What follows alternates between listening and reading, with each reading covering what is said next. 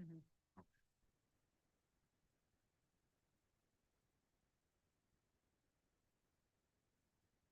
Good evening. I'd like to call the Monday, March 18th Dalton City Council meeting to order. Mr. Mock will lead us in the pledge.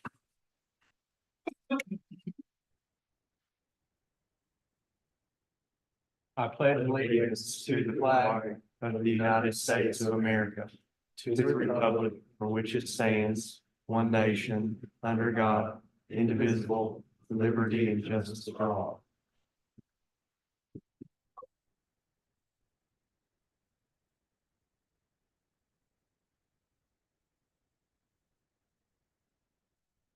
Have before you the agenda.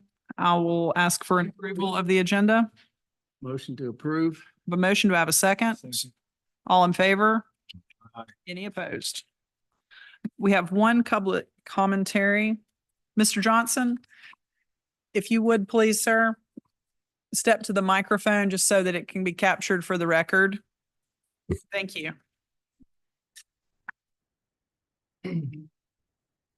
My name is Fred Johnson. Good evening, Mayor and City Council. I have come to you with something that's been heavy on my heart for a long time. There's someone who has been overlooked by the city of Dalton and the community. And for what he's done in this community. The man's name is Henry Hank Anderson. Mr. Anderson was recruited to come to Dalton between 1952 and 1953 by Mr. John Davis. Mr. Anderson was a graduate of Allen College, now Allen University in Columbia, South Carolina, where he received his bachelor's degree in recreation management. Upon arriving in Dalton with his wife, Frances, who taught second grade at Emory Street School, the only part of the community center that was complete was a swimming pool area. That's a block building. And the playground with some accessories. During his leadership at the community center, he began a lifeguard program, which lifeguards certified. Free swimming lessons for the children in the community for most ages, family swimming nights and others. The ball field was not completely fenced in. But during his tenure, the ball field was completed, fenced in, the outdoor basketball court was made, and the tennis court with the equipment upgrade later. Later on, with the assistance of the local churches, the green building, which is first community center building, was built. He went to the communities and got the church involved and sponsored and paid for this part. The outdoor shed was also added. The building household a pool table, ping pong table, weights, ceramics, and sewing classes. In his office, he also instituted the Little League baseball team at the community center, which are called the Suitcase League. Okay. And also Little League basketball and football. During his tenure, Dalton hosted the first African-American state baseball championship tournament. At the end of every baseball season, we would have a banquet, and Mr. Harry Suitcase Simpson would come and speak to us. The baseball tournament was hosted in Dalton multiple times, and then other cities in Northwest Georgia would host it. The basketball program was played at Emory Street Gym because we didn't have a gymnasium there at the community center. The football program was played at the community center on the baseball field. Emory Street did not have a football team, so he instituted one for the community teenagers. And they played at the community center. And some of the players that played in these programs received college scholarships because of the participation and enthusiasm he gave. There were many men and women softball programs that were instituted. Mr. Anderson also made sure that the community at large was involved in the community center operations. During his tenure, the parents of the community would come and support their kids at the community center, which was not done before. Under his guidance, the first gymnasium complex was built, Many community organizations and men and the youth of the community were involved in bringing this to pass. In 1966 to 67, Charles Craig either resigned or retired from as director of Dalton Park and Recreation. Mr. Anderson applied for that position. He was not awarded that position. It was awarded to a man with only a high school education. Mr. Anderson and his family relocated to Chapel Hill, North Carolina, where he was director of the City of Chapel Hill Parks and Recreation for 30 years. He was appointed to the governor's board for the Department of Natural Resources. Mr. Anderson went on to get his master's degree. Now, there's a park in Chapel Hill, North Carolina that's dedicated to carry his name. It's called the Henry Anderson III Community Park. It's 55 acres. We let a jewel escape our city, somebody that could have really done a lot more with the programs we have in Dalton. We let him go because of his skin color. I'm just gonna be honest with you about it. We come to you saying that there should be a special plaque to commemorate this man at the community center. Honor Henry Anderson for what all he done, is all he did to our community. He influenced not only the kids with character, integrity, he made you want to finish what you started. He instilled with the desire to become better and to give our all. This is something that was overlooked at the community center as far too long, and it should be something we've done about it today. I thank you for your time, and I appreciate your indulgence, and I pray and hope that you will do something about this. Thank you, and may God bless you. Thank you, Mr. Johnson. Does anyone have any questions or comments, Mr. Johnson? Thank you again, sir. Next, we have presentation, Department Head Margaret. Thank you, Madam Mayor and City Councilman. In your packet that I placed at your seat, the first 4 pages speak to our production for 2023. It speaks to that increase in hotel motel tax, a tax that our visitors pay, but help with our services throughout our community. And it speaks to that increase to the tune of about $198,000. It speaks to more increases throughout, but to spare your time, for many of you have already heard this information, I'll jump on to where we're headed for 2024. I have in your packet, which is behind the yellow sheet, our 2024 economic impact spreadsheets. You've got January in there and you've got February in there. And at our last Convention and Visitors Bureau board meeting, the board voted to increase that multiplier from $55 to $75. And so these economic impact sheets do reflect that $75. We did look throughout the state and we were one of the lowest in that multiplier of 55. So we did vote to still be conservative, but yet to increase. We have all of our advertising out on the national level, on the regional level, and even on the statewide level. We've got our visitor guides and our dining guides already being distributed throughout the state, all the way through into Tennessee, and ready for our visitors that are coming into our community. We have a new trolley that'll be on the road. Thank you. 31 passengers, so it's the largest one we've had. We hope to get that into service within the next month or so. Just need to get the color schemes changed and we'll get it on the road. Hotel motel tax for 2024 is already trending ahead. So we're hopeful that this year will outpace last year.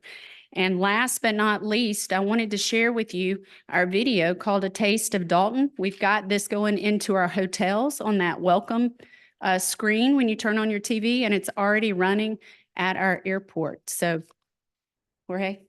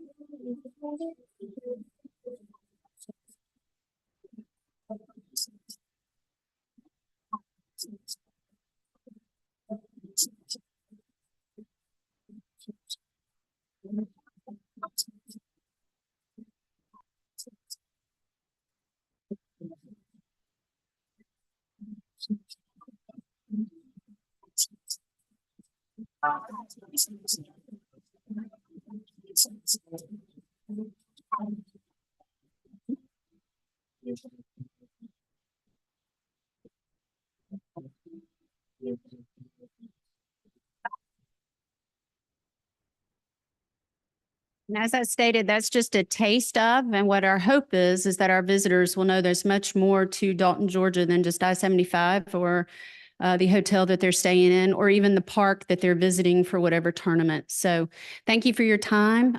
If there are any questions, please let me know. Any questions, Margaret? Thank you very much for Yeah, thanks. coming and sharing those updates. It's super encouraging about hotel motel tax. Next on your agenda, you have the minutes of the March 4th, 2024 council meeting. I'll ask for an approval of those minutes. Motion to approve. Have a motion, to have a second? Second.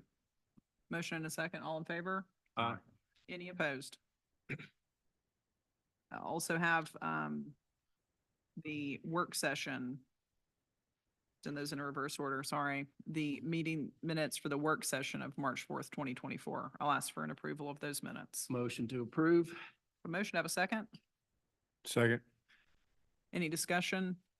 All in favor? Aye. Aye. Any opposed? Under new business, Cindy, you have a 2023 fiscal year 2023 budget amendment number 7. Yes, good evening, Mayor and Council. As discussed in the Finance Committee prior to the Mayor and Council meeting, we went over this final 2023 budget amendment, amendment number 7. And if you have any questions, I would. Any questions? If not, I'll entertain a motion. Motion to approve. Second. A motion and a second. Any discussion? All in favor? Aye. Any opposed? Item number 5, fiscal year 2024 budget amendment number 1.